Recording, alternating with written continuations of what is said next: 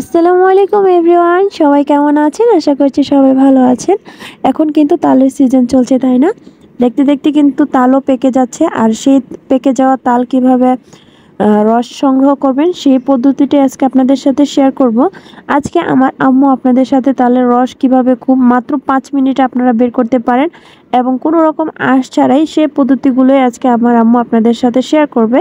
তো এখানে একটা পাকা তাল নিয়ে নিয়েছে আম্মু, দেখতেই পাচ্ছেন। তো তালটাকে ভালো করে আম্মু ধুয়ে নিয়ে নিয়েছে। তো অনেকেই কিন্তু আমরা তালের পিঠা খুবই পছন্দ করি, কিন্তু তালের রস নেওয়ার জন্য মানে কষ্ট করার জন্য আর আমরা সেটা নিতে পারি না, আর পিঠাটাও আমাদের খাওয়া হয় না। তো এখানে দেখতেই পাচ্ছেন রুটি বেলার যে বেলুনগুলো ওইগুলো দিয়ে আম্মু একটু থেতলিয়ে নিচ্ছে যেন চামড়াগুলো খুব সহজে উঠে আসে, আর ছুরি দিয়ে উপরে যে খোসাটা ওইগুলো একটু উঠিয়ে নিচ্ছে।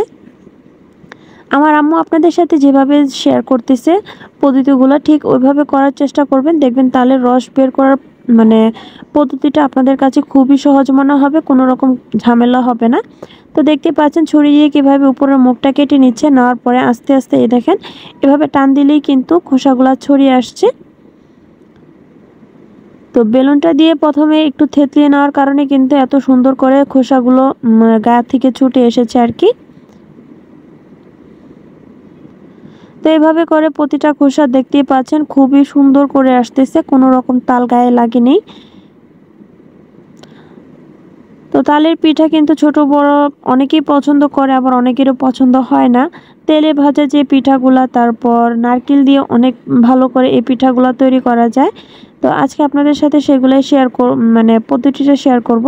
তো এই তো দেখতেই পাচ্ছেন এখানে 3টা আটি হয়েছে এটার ভিতরে। তো এখন 2টা আটি আলাদা করে তারপর আরেকটা আটি আলাদা করে এভাবে একটা একটা করে আটি নিয়ে নেবে।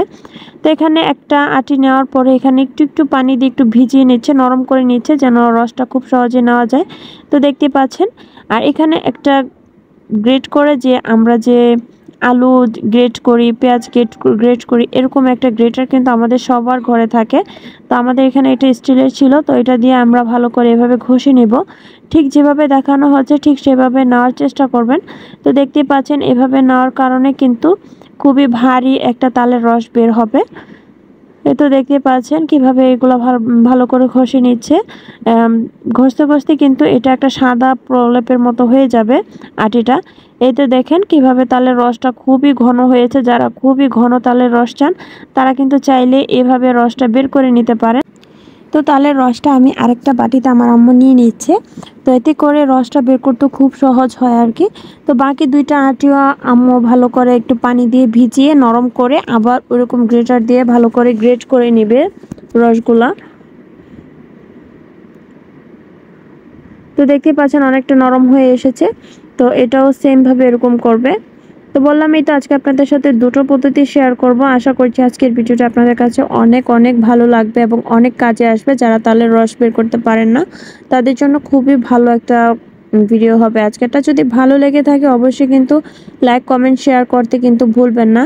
তো দেখতেই পাচ্ছেন কত সুন্দর করে তালের রসগুলা বের করে ফেলতেছে।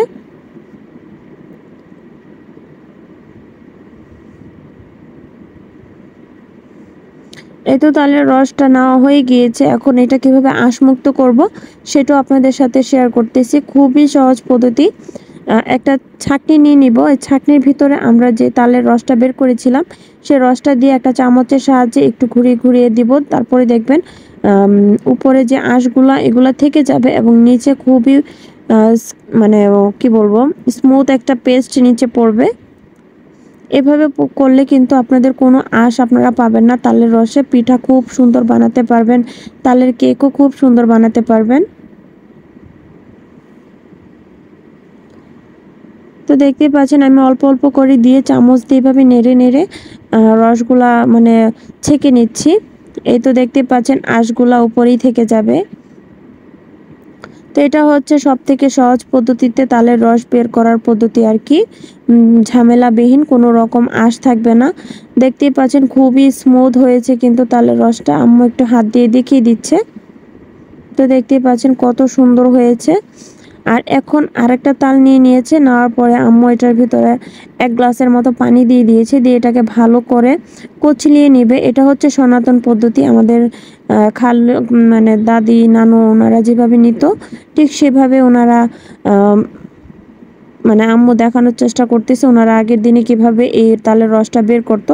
তো অল্প অল্প পানি দিত আর এটাকে ভালো করে কচলিয়ে নিত, এতে কিন্তু রসটা বের হয়ে যেত। এতে দেখতেই পাচ্ছেন অনেকক্ষণ কচলানোর পরে কিন্তু অনেকটা রস বের হয়ে গিয়েছে এবং সেই রসটা একটা শপিং ব্যাগের ভিতরে ভরে তারপর এটা একটা হাঁড়ির উপরে রেখে দিয়েছে। চাইলে কিন্তু ঝুলিয়েও রাখতে পারেন, আবার চাইলে কাপড় দিয়েও কিন্তু রসগুলা বেঁধে নিতে পারেন। তো যে শপিং ব্যাগগুলো আছে ওগুলোর ভিতরে রাখলেই সব থেকে বেশি সুন্দর হয় আর কি। প্রায় 2-3 ঘন্টা রাখলে এক্সট্রা পানি যেটা আছে সেটা ঝরে যাবে। আর এতে দেখতে পাচ্ছেন উপরে শুধু তালের যে পেস্টটা সেই পেস্টটাই থেকে যাবে। এখন একটা বাটিতে নিয়ে দেখাবে। তো দেখতে পাচ্ছেন আম্মু কিন্তু এটাকে ঝুলায়নি, হাঁড়ির উপরে রেখে দিয়েছিল শপিং ব্যাগে তালের রসটা নিয়ে। এই তো এটার থিকনেসটা দেখতে পাচ্ছেন। এই তালের রসটা একটু পাতলা টাইপের হয় আর কি, যেহেতু পানি দিয়ে তৈরি করা হয় তো এটা একটু পাতলা হবে। আর আপনারা ঘন রস চাইলে কিন্তু প্রথম যে আধুনিক পদ্ধতিটা দেখিয়েছে সেরকম করে নিতে পারেন। এই তো সবটা রস কিন্তু আম্মু বাটিতে নিয়ে নিয়েছে, দেখতে পাচ্ছেন খুবই সুন্দর হয়েছে, কিন্তু কোনো রকম আঁশ নেই। তো 2টা রস বাটিতে নিয়ে নিয়েছে। এটা হচ্ছে সেই পাতলা রসটা যেটা শপিং ব্যাগে করে রেখেছিল, আর পাশেরটা হলো খুবই ঘন রস যেটা গ্রেটার দিয়ে বানিয়েছে। এই তো দেখতে পাচ্ছেন কতটা ঘন হয়েছে তালের রসটা। এখন এগুলো সংরক্ষণ পদ্ধতিও আপনাদেরকে দেখিয়ে দিব।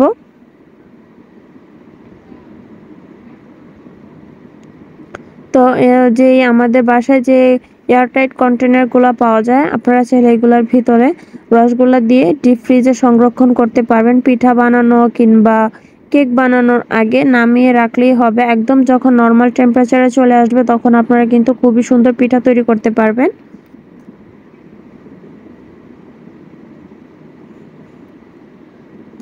তো আমার আজকের ভিডিওটা আপনাদের কাছে কেমন লাগলো অবশ্যই কিন্তু কমেন্ট করে জানাবেন। আর যদি ভালো লেগে থাকে অবশ্যই আমাদের চ্যানেলটি সাবস্ক্রাইব করে আমাদের পাশে থাকবেন। তো 2টা রসে আমরা 2টা বাটিতে নিয়ে নিয়েছি। এখন এটা ডিপ ফ্রিজে রেখে দিব। শুধু পিঠা বানানোর আগে নামিয়ে নিলেই হবে, যেন স্বাভাবিক তাপমাত্রায় চলে আসে। তো আজ এ পর্যন্তই। সবাই ভালো থাকবেন, সুস্থ থাকবেন। আল্লাহ হাফেজ। আসসালামু আলাইকুম।